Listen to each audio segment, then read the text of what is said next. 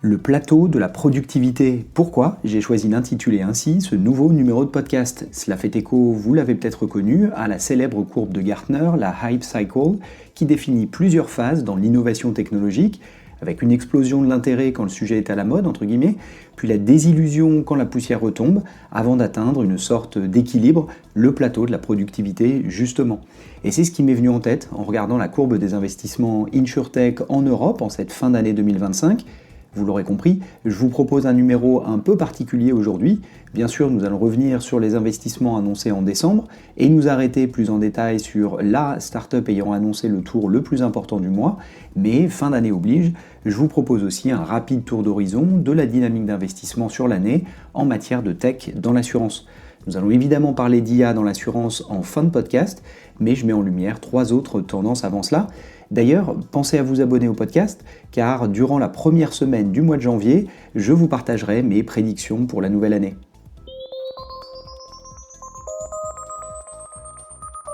On commence par un rapide mot sur le mois de décembre. Rapide, car le mois qui s'achève a une nouvelle fois été particulièrement calme. Seulement 2 levées de fonds ont été annoncées. On est donc au même niveau, faible qu'en plein été, et ces tours ont été réalisés par des startups jeunes qui entrent sur le marché et donc affichent des montants levés faibles.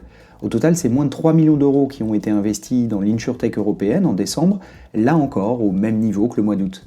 Notons cependant que cette activité se fait dans le reste de l'Europe, c'est-à-dire en dehors des 3 grosses scènes startup en Europe, que sont traditionnellement la France, l'Angleterre et l'Allemagne. Notons aussi que grâce à une levée annoncée sur son sol, l'Espagne finit l'année en 3e position des pays les plus actifs en Europe en matière de levée de fonds InsurTech. Notons aussi la présence une nouvelle fois de l'Italie dans les pays actifs en décembre, ce qui confirme la bonne dynamique dans cet écosystème actuellement en pleine effervescence après des années plutôt calmes. Le secteur de l'InsurTech ne fait donc pas exception. Pour finir cette revue du mois de décembre, prenons quelques minutes pour parler aussi de la startup Flinkit qui annonce le tour le plus important de ce mois-ci. La startup espagnole annonce un premier tour de financement d'un montant de 1,4 million d'euros mené principalement auprès de business angels locaux. Lancée en 2024, la startup se positionne à mi-chemin entre l'open assurance et la wealth tech, sous-verticale de la fintech liée à la gestion de fortune et plus largement à l'investissement en particulier. Elle développe une technologie permettant aux institutions financières, en premier lieu desquelles les assureurs, elle leur permet de créer et proposer des produits d'investissement assurantiel, le tout dans un environnement 100% dématérialisé.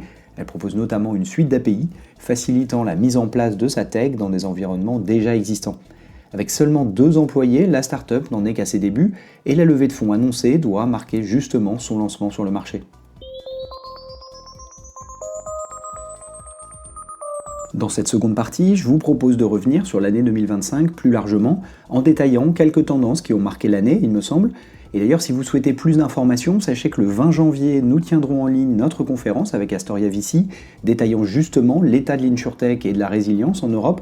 Pensez à vous inscrire directement sur LinkedIn, car vous y aurez tous les détails possibles sur ce marché.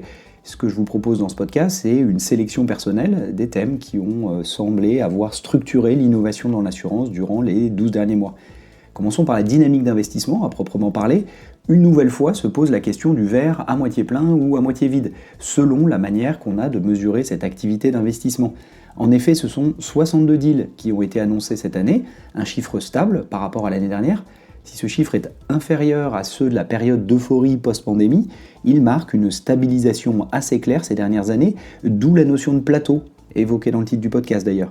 De ce point de vue-là, le verre peut être considéré comme à moitié plein. L'innovation dans l'assurance a en quelque sorte trouvé son rythme de croisière.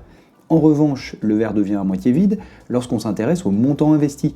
En effet, les startups InsurTech en Europe ont levé environ 600 millions d'euros, un chiffre en baisse de 28% par rapport à l'année précédente, et on revient à des ordres de grandeur proches de ceux d'avant la pandémie.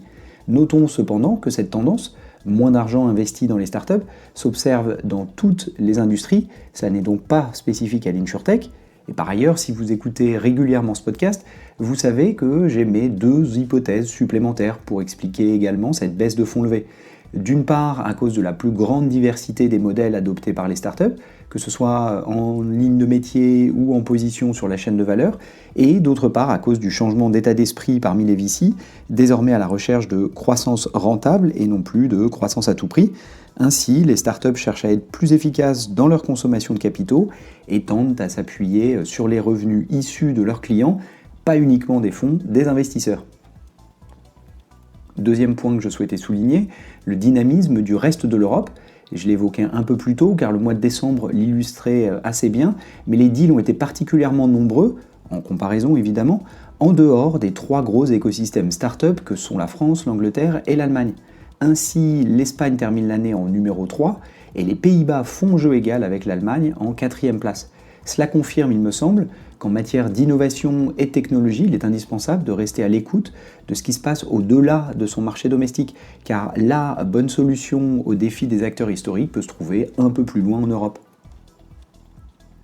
Autre tendance marquée, lorsqu'on analyse les chiffres d'investissement sur l'année, c'est la manière dont la dynamique est tirée en euros par des acteurs qui sortent du lot, ce que j'appelle des catégories leaders, qui parviennent à lever des tours très significatifs malgré la dynamique de marché, car ils sont parvenus à convaincre des investisseurs qu'ils avaient particulièrement réussi comparé à d'autres dans les mêmes segments, et comment la dynamique en nombre de deals annoncés est tirée par les nouveaux entrants, qui réalisent une première levée de fonds pour entrer sur le marché ou commencer à déployer leurs solutions à plus grande échelle.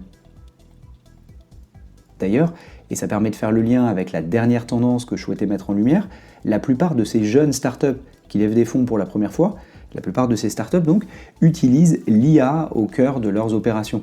Et c'est bien sûr la tendance tech depuis plusieurs mois, presque depuis quelques années même. L'intelligence artificielle est partout et l'assurance n'y échappe pas. Avec plus d'un tiers de toutes les levées annoncées, la tendance est marquée dans l'insurtech et deux manières de se positionner sur le marché émergent. D'un côté, les startups d'agents IA qui co-construisent avec leurs clients assureurs. Certains ont levé des sommes particulièrement importantes d'ailleurs pour un premier tour de table et elles connaissent une bonne traction commerciale en multipliant les annonces de signature avec les assureurs. Et puis de l'autre côté du marché, il y a des startups moins nombreuses qui utilisent l'IA pour cibler un enjeu particulier, avec toutefois le défi de tenir le choc face à des cycles de vente B2B qui peuvent atteindre jusqu'à 24 mois dans l'assurance. Pour aller plus loin, je vous propose de réécouter un précédent épisode du podcast dans lequel je détaillais la manière dont la technologie pouvait utilement servir la croissance dans l'assurance, alors que cela me semble être l'un des enjeux principaux auxquels les acteurs historiques doivent faire face dans un futur proche et probablement l'un des thèmes de l'année à venir. À bientôt!